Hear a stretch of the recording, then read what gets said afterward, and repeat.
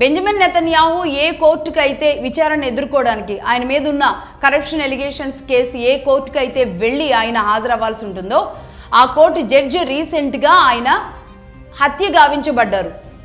ఆయన్ని మర్డర్ చేయడం జరిగింది. అయితే ఇది పూర్తిగా బెంజమిన్ నెతన్యాహు టీం అయిన మొసాద్ మాత్రమే చేసింది. ఇది మొసాద్ కనుసన్నల్లోనే జరిగింది. ఏకంగా ఒక జడ్జినే చంపేశారు అనేది ప్రతిపక్షాలు డైరెక్ట్గా ఆరోపిస్తున్న పరిస్థితి. ఈ కేసు కూడా నెతన్యాహు మీద ఫైల్ చేయాలి అనేది ప్రతిపక్షాలు మాట్లాడుతున్నాయి.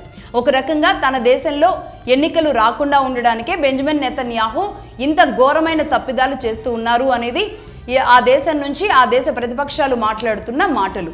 సో మొత్తంగా బెంజమిన్ నెతన్యాహు తన పదవిని కాపాడుకోవడానికి, తను మాత్రమే అధ్యక్షుడిగా పదవిలో కొనసాగడానికి, తాను ఇంకొన్నాళ్ళు ఇలాగే ఉండడం కోసం మొత్తం ఇజ్రాయెల్ని ఈ యుద్ధాలతో అట్టుడికేలాగా చేస్తున్నారు అనేది ప్రతిపక్షాలు మాట్లాడుతున్నాయి.